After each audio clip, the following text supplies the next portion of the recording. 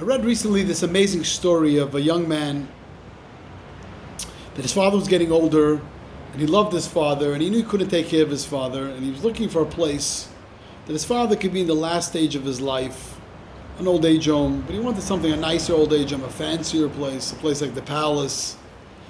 He felt his father deserved that at the last stage of his life. So he started going around to different places.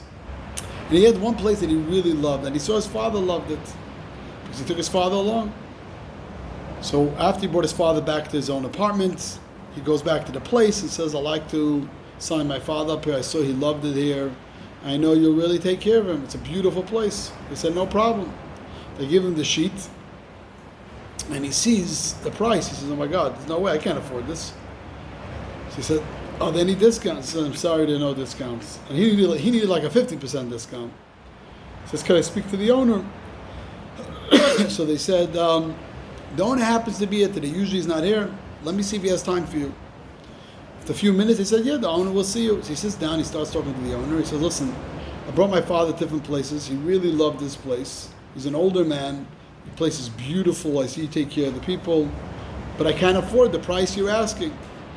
So he says, listen, I would love to give it for free.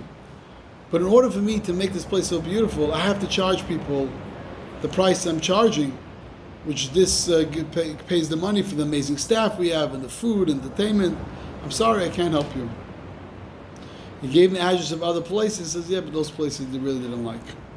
As he gets up to leave, he's walking out close to the door. He passes a wall unit. And this young man notices a picture there. Looks surprised. He turns to the owner. Says, tell me, what's the meaning behind this picture? So he says, I want to tell you, this is me when I was a young boy. I was born in Cuba. We were very young. My parents were very poor. But for them, it was very, very important I should have a Jewish education. And they went to the school, they called the school, and they got the prices. This is in Cuba. I forgot the name of the school. And we went to the school, and we got the prices, and they couldn't afford it. So my parents asked, could they have a meeting with the principal? So they went to the principal, and they met with the principal, and they told the principal, listen, we'd love to send our kid. We want our kid to have a Jewish education. He's 5 years old. We can't afford it. We're poor. So the principal, his name was Mr. Perez, who said, absolutely. You never have to worry about tuition. Your child is going to come here every single year and learn how to be a Jew and learn everything about Judaism. He's welcome in our school. And that's what happened. Through elementary school, and maybe even close to high school, I went every year to the school, and this Mr. Perez never asked me a penny, and he meant so much to me, meant the world to me. I owe a debt of gratitude for everything I have in my life to him. This young man has tears in his eyes. He turns to the owner. This Mr. Perez is my father. That's who I'm asking for. As soon as he hears this, he gets emotional. He jumps out of his seat, goes over to his son, gives him a hug, says, your father is my guest in this place. Please bring him here. We brought him here, and obviously took him in. He said, it's for free. This is my honor and respect to give to your father for what he did for me. And he lived in that place for numerous years, and they called other students, their former students, and went to that school in Cuba. I don't remember now the name of the school. And he lived there for the last few years of his life. Why am I sharing this story today? Because it's something very interesting in this week's Torah portion. In this week's Torah portion, when Moshe talks about the manna from heaven, the way he describes the manna is that the Jewish people were pained and kind of suffered and were hungry from the manna of heaven. How could that be? The manna of heaven is like a blessing. The manna comes down and you could eat it. Why were the Jewish people suffering and it was painful, the manna of heaven? The answers the rabbis tell us is because it was a very interesting law. The law in the Torah was that God said, I'm going to give you manna from heaven, but you can only collect enough bread for that day. Sunday you can only collect for Sunday, the manna. Monday is for Monday, Tuesday is for Tuesday. You can't save any food for the next day. Except Friday. Friday night, Friday take 2 portions, one for Friday, one for Shabbos, and that's why on Shabbos, Friday night meal, we have 2 challahs. So what did God say? I want you to collect Sunday just for Sunday, not for Monday. He says, why? Because I want you to have faith in me. I want you to have bitachon, faith in me, that I am going to make sure that tomorrow I'll also provide for you.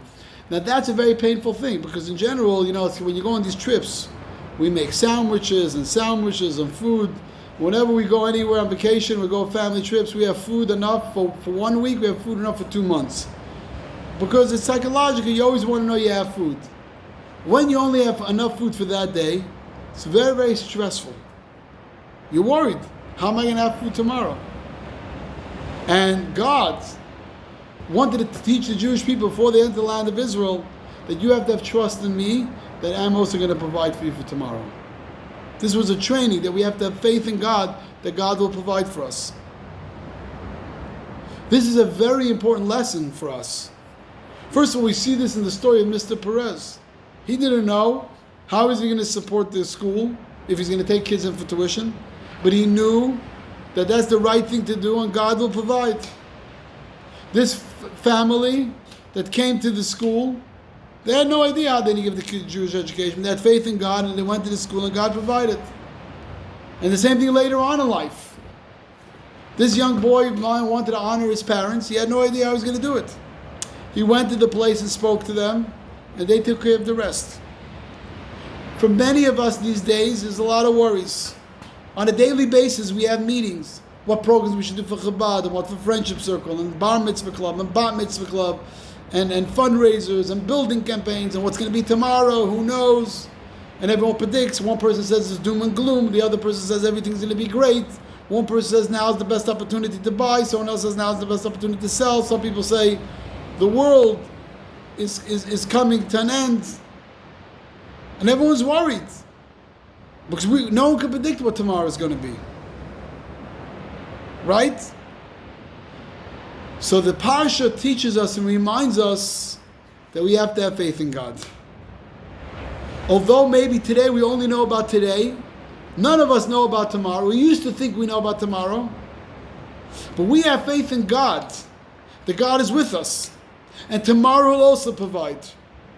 It's going to be sunny days in the future. We will be all right. Stop worrying about all the predictions. We just have to go out and do our job. Have 100% faith in God. The word daiga in Hebrew means worry. So it has the letter Aleph, Gimel, Dal, and A. The one letter it's missing, worry, is beis, bitachon, faith in God. We have to have faith in God. Take the message of this week's portion of the manna of heaven, and we know that in spite of what we don't know what tomorrow will be, we always know we're blessed that we have God with us, and God will provide with us the blessings and all the inspiration and everything that we need in our life. Shabbat Shalom.